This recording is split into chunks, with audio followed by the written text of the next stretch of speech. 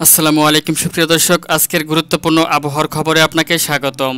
বাংলাদেশ আবহাওয়া দপ্তর থেকে পাওয়া সর্বশেষ আপডেটে জানানো হয়েছে, ক্রমেই শক্তিশালী হয়ে উঠছে নিম্নচাপ আর ধীরে ধীরে উপকূলের দিকে এগিয়ে আসছে। আগামী 2রা অক্টোবর থেকে সারা বাংলায় ভারী বৃষ্টির সম্ভাবনা এবং উপকূলীয় অঞ্চলগুলোতে ঘন্টায় 30 থেকে 45 কিলোমিটার বেগে দমকা জোর বাতাস বয়ে যাবে। এই নিম্নচাপের ফলে উপকূলীয় অঞ্চলসহ সারা দেশে টানা 3 দিন ভারী বৃষ্টি সহ বজ্রবৃষ্টি এবং দমকা হাওয়া সহ বৃষ্টি হতে পারে। এদিকে আগামী 29 সেপ্টেম্বর ভোর থেকে পরবর্তী 24 ঘন্টার মধ্যে রংপুর, রাজশাহী ও চট্টগ্রাম বিভাগের একাধিক জায়গায় এবং ঢাকা ও ময়মনসিংহ বিভাগের 2-1 জায়গায় অস্থায়ী হালকা মাঝারি বজ্রসহ বৃষ্টি হতে পারে। তো সুপ্রিয় দর্শক, বাংলাদেশ ওয়েদার অবজারভেশন টিমের দেওয়া তথ্য অনুযায়ী 29 সেপ্টেম্বর সোমবার ভোর থেকে রাতের মধ্যে কেমন থাকার সম্ভাবনা রয়েছে বাংলাদেশের 8 বিভাগের 64 জেলাসহ পশ্চিমবঙ্গ, আসাম, মেঘালয় ও ত্রিপুরা রাজ্যের আবহাওয়া পরিস্থিতি তার সম্পূর্ণ আপডেট জানিয়ে দিব। প্রিয় দর্শক, আপনার জেলার সঠিক আবহাওয়ার পূর্বাভাস জানতে ভিডিওটি না টেনে সম্পূর্ণ দেখুন এবং প্রতিদিনের সঠিক আবহাওয়ার খবর জানতে আমার এই চ্যানেলটিকে সাবস্ক্রাইব করে নোটিফিকেশন অন করে রাখুন। তো সুপ্রিয় দর্শক, প্রথমে আপনাদেরকে আমি জানিয়ে দিব চট্টগ্রাম বিভাগের কোন জেলার আবহাওয়া পরিস্থিতি কেমন থাকতে পারে আগামী 29 সেপ্টেম্বর রোজ সোমবার ভোর থেকে পরবর্তী 24 ঘন্টার মধ্যে। বাংলাদেশ ওয়েদার অবজারভেশন টিমের দেওয়া সর্বশেষ আপডেট অনুসারে চট্টগ্রাম বিভাগের অধিকাংশ জেলার উপর দিয়ে হালকা থেকে মাঝারি বৃষ্টিপাত এবং অধিকাংশ জেলার আকাশ মেঘলা থেকে মেঘাচ্ছন্ন সহ 2-1 জায়গাতে হালকা থেকে মাঝারি বৃষ্টিপাতের সম্ভাবনা জানিয়েছেন।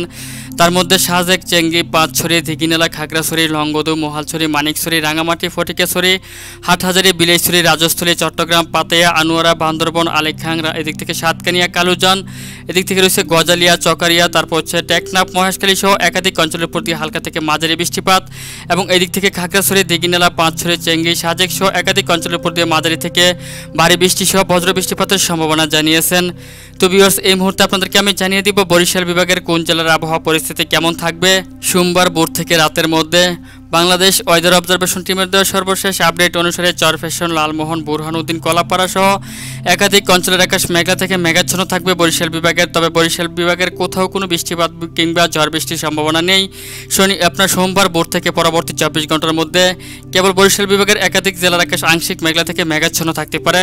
এছাড়াও এদিক থেকে ফরিদগঞ্জ, রায়পুর, চৌমোহনী, হাজীগঞ্জ, লাকসাম, এদিক থেকে ফেনী, ছাগলনাইয়া, কুমিল্লা, তারপর হচ্ছে ব্রাহ্মণপাড়া সহ একাধিক অঞ্চলের আকাশ মেঘলা থেকে মেঘাচ্ছন্ন সহ 2-1 জায়গাতে হালকা থেকে মাঝারি বৃষ্টিপাতের সম্ভাবনা জানিয়েছেন। তো ভিউয়ার্স, এই মুহূর্তে আপনাদেরকে আমি জানিয়ে দিব খুলনা বিভাগের আবহাওয়া পরিস্থিতি কেমন থাকতে পারে সোমবার ভোর থেকে রাতের মধ্যে।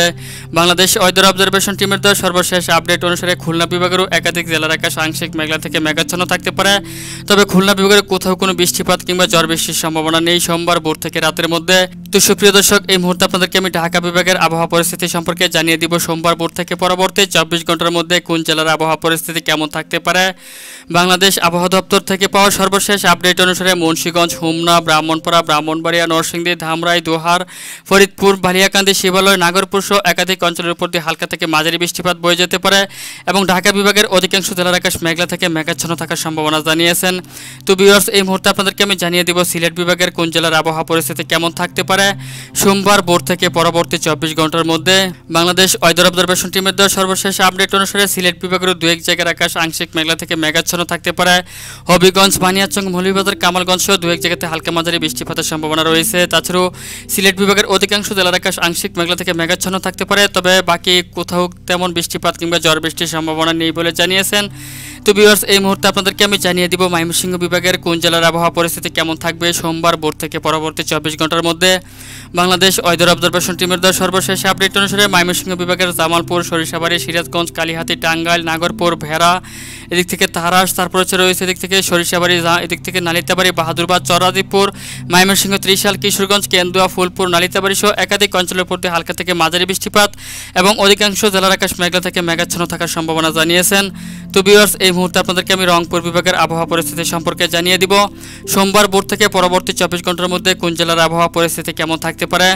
বাংলাদেশ ওয়েদার অবজারভেশন টিমের দেওয়া সর্বশেষ আপডেট অনুসারে রংপুর, এদিক থেকে রয়েছে বাদরগঞ্জ, রয়েছে পার্বতীপুর, বিরামপুর, এদিক থেকে রয়েছে হাকিমপুর, তারপর হচ্ছে এদিক থেকে রয়েছে পীরগঞ্জ, চিলমারি, লালমনিরহাট, সৈয়দপুর, দিনাজপুর, কাহারোল সহ একাধিক অঞ্চলের উপর দিয়ে মাঝারি থেকে ভারী বৃষ্টিপাত সহ বজ্র বৃষ্টিপাতের সম্ভাবনা জানিয়েছেন। তাছাড়া এদিক থেকে দেবীগঞ্জ, পঞ্চগড়, জলঢাকা, ঠাকুরগাঁও সহ একাধিক জেলার আকাশ মেঘলা থেকে মেঘাচ্ছন্ন থাকার সম্ভাবনা জানিয়েছেন।